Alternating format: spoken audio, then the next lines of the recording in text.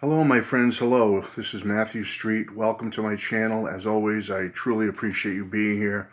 And folks, this is kind of I won't say it's a downer video, but it's certainly not a joyous and video where I'm going to be jumping around laughing and screaming. That's for sure. Folks, I didn't even know I was going to be making this video today. It was only a couple of days ago where I realized, wow, a significant date is coming up in October of 2022. Sure enough, folks, we lost a musical legend, a musical icon on October 12th, 1997. 25 years ago today, can you believe it? A quarter of a century ago, John Denver passed away out in California at Monterey Bay, flying a brand new plane that he had just purchased not too long ago. He was training on it. It had some, as we know afterwards, I won't get into the whole story, but you can do the research. There was a fuel gauge issue, the ability for him to get the spare fuel tank and reach it and turn it on. And essentially what I understand is that he ran out of fuel over Monterey Bay, crashed his plane, died instantly on October 12th.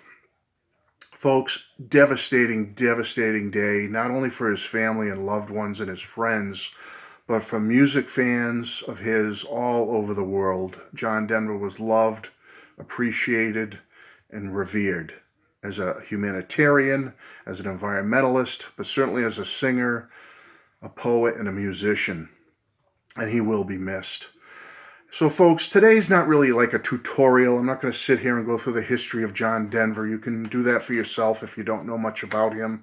This is more of a tribute to John. I mean, he was one of the most iconic singers, songwriters, pop artists, whatever you want to call it, musical artists in general, I should say, from the 1970s, bar none.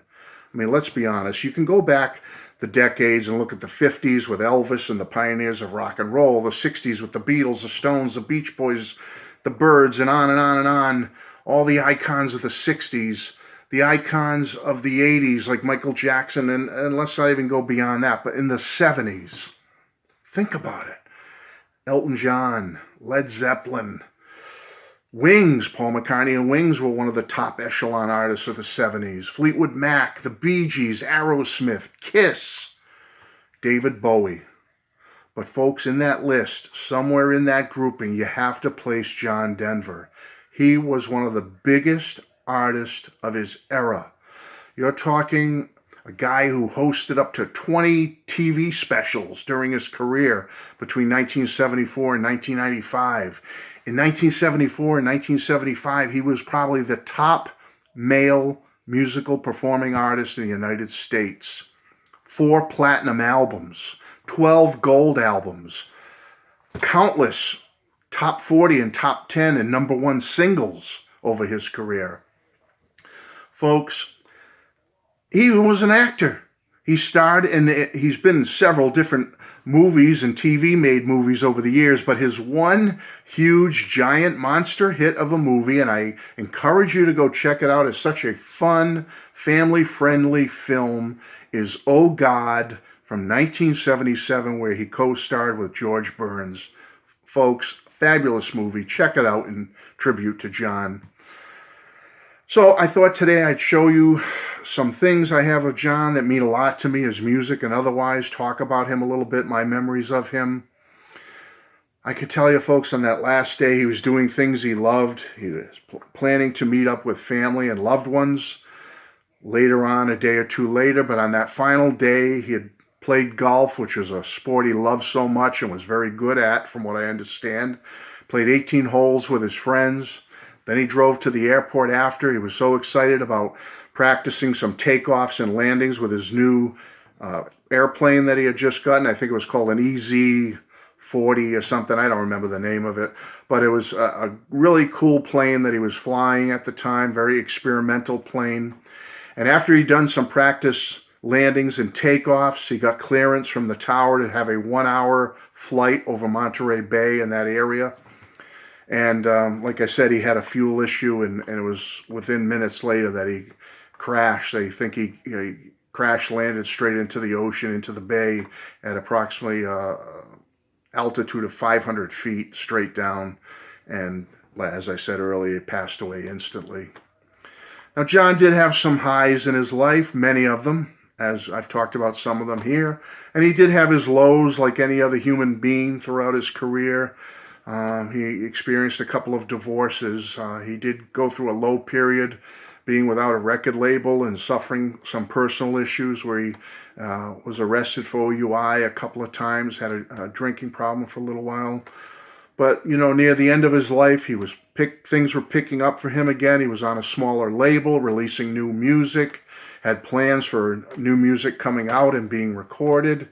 And so times were looking good for John when he was taken from us. And it's just so bizarre to me to think that it's been 25 years that he's been gone. I have a couple of newspaper front page articles from the Boston papers, and I couldn't locate them. I did try for you, but I did locate my original People magazine from October 1997, where it has a great article about the life and passing of John Denver, 1943 to 1997. Only 53 years old. Wow, so young when you think about it. So look up things like that, folks. You can read about John and his life. I did have the opportunity to see John Denver live several times before he passed away. The most recent was about a year before he passed. The time before that was in 1994, where he played a gig at a small venue in Rhode Island at the Warwick Musical Theater, it was called, long gone now. And I was front row balcony. And folks, back then, we didn't have the cameras like we do now, but I do have a picture of that 1994 performance by John. I'll do my best. You can see John right there, front and center, view from the balcony. Again, not the best image, folks, of John. There you go. But that's a picture I took of him that night. Only a few years before he passed. Prior to that, I had seen him several times at different venues. Sometimes he would be solo acoustic. Other times, like this show, he had a full band, drummer, percussion, guitarist behind him, bass player, keyboardist, whatnot. The first time I ever saw him, though, was back in the mid-'80s. He was playing a charity show in Providence, Rhode Island at the waterfront, right near downtown Providence. It was called India Point Park. And folks, 20+ thousand people showed up for this free gig for John Denver. And it was just John with his acoustic guitar. That was it. And he had the crowd mesmerized for the entire performance, just playing song after song, beautiful music. It's a shame, folks, because I think over the years since he's passed, he doesn't get the credit he deserves. He doesn't get the recognition he deserves. People don't really think about John Denver much anymore, and that hurts me. That pains me to think that such an iconic musician and singer and songwriter has kind of been forgotten. Now, is that part of, the general music buying public? Is that part of the media's fault? Is that his family's fault? Should his estate be doing more to promote John and his music?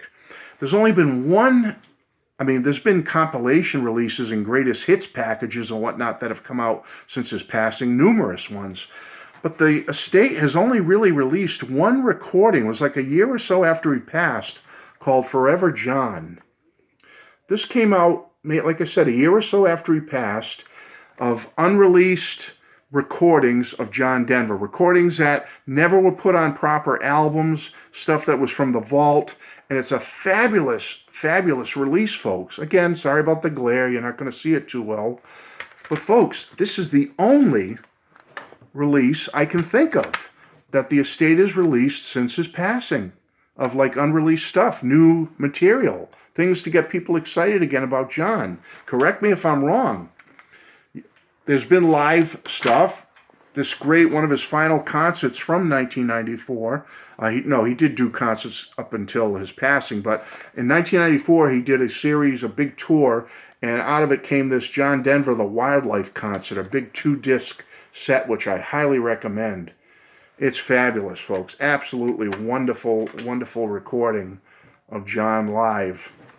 Only a couple of years before he passed. Very popular. There was a TV special associated with that. Folks, I just want to show you some of my favorite John Denver music, and then I'll be out of here. I just want to pay tribute to the man and hopefully spark you to think about John on this day 25 years ago that we lost him. And maybe play some of his music if you don't have any readily available, maybe on Spotify or a streaming service, or go to YouTube and watch a couple of his videos today. As you know, he started out with the Mitchell Trio as a young man. This is a twofer where you get two Mitchell Trio albums with John Denver on them. Okay, not really much to see inside. So he started there. But some of my favorites were my parents. This is my parents' album. They bought this in 72 or 73, and I've held on to it ever since. This was a monster. John Denver's greatest hits, folks. Check it out. This is fabulous. As a little boy, I just remember listening to this album over and over again. Part of my parents' collection. So iconic. Other iconic albums I love. Farewell Andromeda. This is kind of like, you always hear about this one. This is another icon. Rocky Mountain High. Really big album. Highly recommended by Matthew Street. But folks, the one that came out right after it was this one, Farewell Andromeda. And it doesn't get the credit that Rocky Mountain High does, but it's just as good.